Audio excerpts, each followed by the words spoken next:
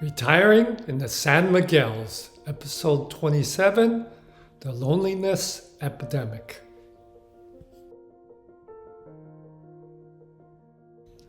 The worst thing you can do is retire single and move to an island that you can't speak the language. Loneliness is the biggest drawback when traveling by yourself. In May of 2023, the U.S. Surgeon General issued a report that drew attention to the epidemic that affects 1 out of every 2 American adults. This means that half of us are lonely. Dr. Murray says social isolation and loneliness are urgent public health concern, more widespread than smoking, diabetes, or anxiety. It also turns out that loneliness possesses severe risks to health and longevity.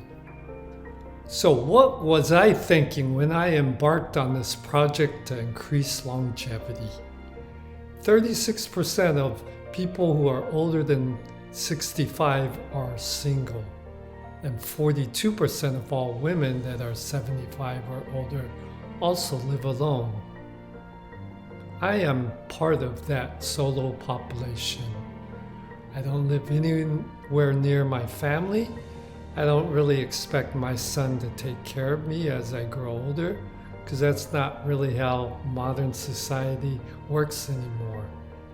And I expect to live to be 99 or 109. So my solution is to group a whole bunch of other solo seniors together in a community and live together.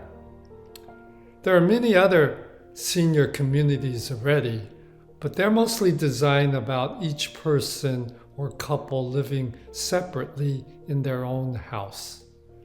My idea is more intimate, to group them into one big house with individual rooms, but share common areas.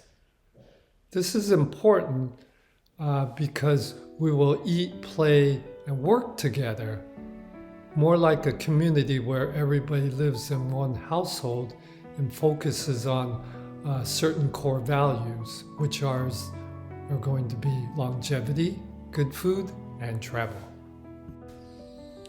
Finding the perfect size for a community. The magic number seems to be somewhere between 7 and 10, for building a tight-knit community.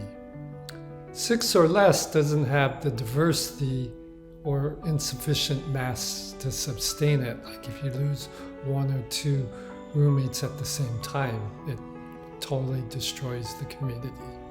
But more than that, and it gets cluttered and noisy, and there may be too many people, then you could have a close relationship with. There's a rule of 7, which states that it's a number that the brain can easily remember. That's why US telephone numbers have 7 digits, even though in Portugal it's 9 digits. But 9 is a number of an infantry squad, which has 2 fire teams of 4 and 1 leader. According to the book Art of Co-Living, the right number of residents to share a space in a cluster is between 8 and 18. This allows a household to split up into 2 smaller groups and do different activities, because not everybody likes all the same things. It is a household size where everyone will be able to know everyone else in the house, and big enough to allow 2 people who might not get along with each other to still live in the same household. Plus 9 is the limit to how many the AL license in Portugal will allow. So this house has 9 bedrooms, and that is my favorite number. So it's going to be the perfect size. As I said before, it's very lonely if you're in a country you can't speak with anyone else. So building a little community of English speakers will help combat that loneliness. Plus, as a group, it may be easier to learn a new language as we can group together and hire one instructor, and we'll be able to practice with one another. I mean, we're going to try to avoid that tendency to be isolated from the Azorean community. We're going to hold dinners and events to encourage their participation and actively, interact with them as well as interacting with ourselves.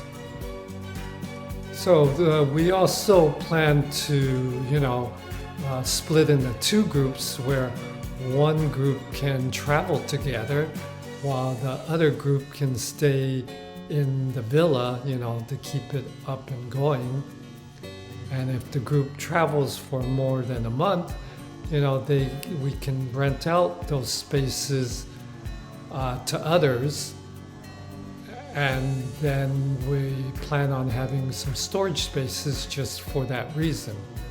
So this will become like a home base for semi-nomadic individuals who like to travel often, but want to have a place where they can always come back to, which they can call home.